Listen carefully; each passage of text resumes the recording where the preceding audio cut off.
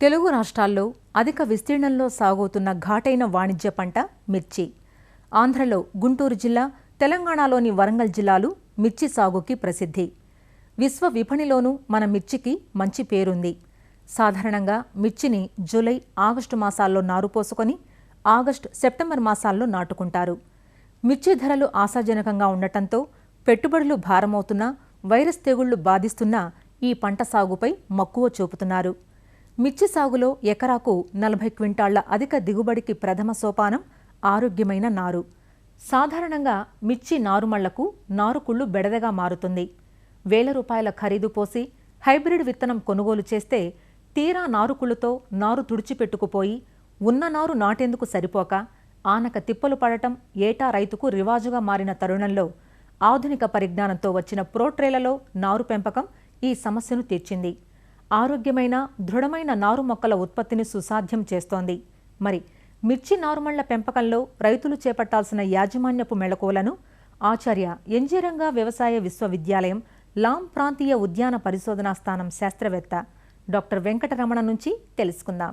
రైతు సోదరులు అధిక దిగుబడులు ఈ మిరపలో సాధించడానికి మేలైన నారుమడి యాజమాన్యంతో పాటుగా మేలైన విత్తనాన్ని ఎన్నుకోవాలి.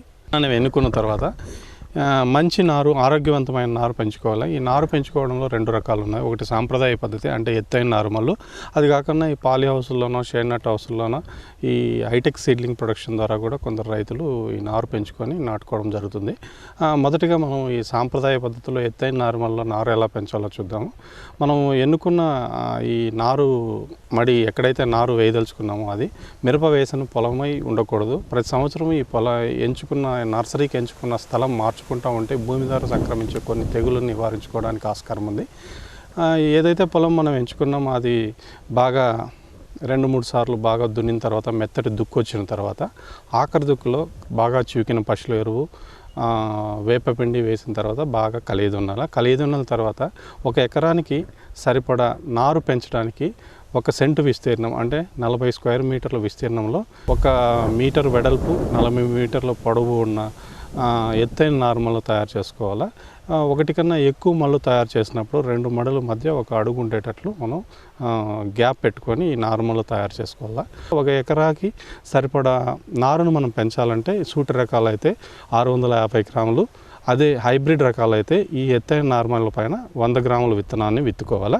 ఈ ఎత్తైన నారుమల్ల పైన విత్తన శుద్ధి చేసిన విత్తనాన్ని నాటుకోవాలి. రసం పీల్చే పురుగులని మొదటి దశలో నివారించడానికి ఇమిడాక్లోప్రిడ్ మందుని 8 నుంచి 10 ml 1 kg విత్తనానికి, దాంతోపాటుగా 20 ml నీరుని కలిపి బాగా మందుని విత్తనానికి బాగా పట్టించి 10 నుంచి 15 నిమిషాలు నీడలో ఆరబెట్టిన తర్వాత ఈ భూమి ద్వారా సంక్రమించే తెగుళ్ళు మరియు విత్తనం ద్వారా సంక్రమించే తెగుళ్ళు నివారించడానికి ఈ మ్యాంకోజెబ్తో కానీ, లేకపోతే క్యాప్టన్తో కానీ, థైరంతో కానీ 3 గ్రాములు 1 kg విత్తనానికి కలిపి విత్తన శుద్ధి చేసుకొని నాటుకోవాలి. దాంతోపాటుగా చివరగా ట్రైకోడర్మా విరిడేతో కూడా విత్తన శుద్ధి చేసుకోవడం మంచిది. కేజీ విత్తనానికి 5 నుంచి 10 గ్రాముల ట్రైకోడర్మా విరిడేని కలిపి విత్తన శుద్ధి చేసుకొని తయారైన నారుమలలో 5 సెంటీమీటర్ల నిడివిలో సన్నటి గీతలు గీసి ఈ విత్తనాన్ని పల్చగా నాటుకోవాలి. ఈ విత్తనం అనేది 1 నుంచి 2 సెంటీమీటర్ల లోతులో ఉండేటట్లే మనం నాటుకోవడం జరుగుతుంది. బాగా చూకిన మెత్తటి పశువుల ఎరువు కానీ, లేకపోతే మెత్తటి ఇసుక కానీ ఈ నారుమల్లు పైన మళ్ళీ చల్లిన తర్వాత రోలర్తో 1-2 సార్లు బాగా రోల్ చేసిన తర్వాత నీరు పెట్టుకోవడం జరుగుతుంది. ఈ విధంగా రోలింగ్ చేసిన తర్వాత మొదటి వారం తప్పనిసరిగా రోజుకు 2 సార్లు ఉదయం, సాయంకాలం నీరు పెట్టాలి. విత్తనం మొలకెత్తిన తర్వాత అవసరం మేరకు రోజుకు 1 సారి పెడితే ఈ నీరు సరిపోతుంది. మనము ఈ నారుమడిలో సస్యరక్షణ విషయానికి వస్తే విత్తనం నాటిన 9వ రోజు, 15వ రోజు ఈ నారుకుళ్ళు తెగులను నివారించడానికి ముందు జాగ్రత్త చర్యగా 3 గ్రాములు కాపర్ ఆక్సీక్లోరైడ్ 1 లీటర్ నీటికి కలిపి ఈ నారుమల్లు బాగా తడిచేటట్లు తడుపుకోవడం ద్వారా ఈ నారుకుళ్ళు తెగులను మనం ముందు జాగ్రత్తగానే నివారించుకోవచ్చు. వాతావరణంలో కొద్దిగా ఉష్ణోగ్రతలు తక్కువగా ఉన్నప్పుడు, మేఘావృతమైనప్పుడు ఈ కోనాఫోరా ఎండు తెగులు కూడా రావడం గమనించవచ్చు.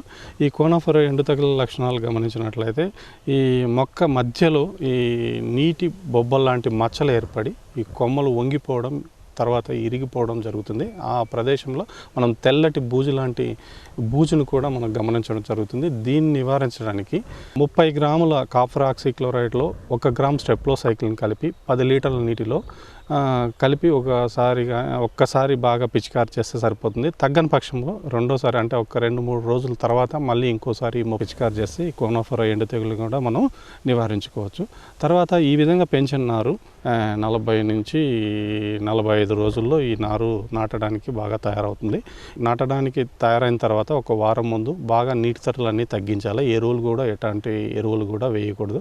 ఈ మధ్య కాలంలో రైతు సోదరులు ఈ పాలీ హౌస్లో కానీ షేడ్ నెట్ హౌస్లో కానీ ఈ ప్రోట్రేస్ పైన నారు పెంచి నాటుకోవడం బాగా పాపులర్ అయింది.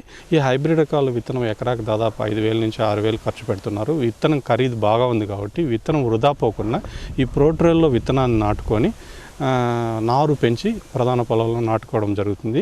ఈ ప్రోట్రేలో 98 గుంతలు అంటే 98 హోల్స్ ఉంటాయి. ఈ 98 హోల్స్లో మనం విత్తనాన్ని నాటుకోవడం జరుగుతుంది.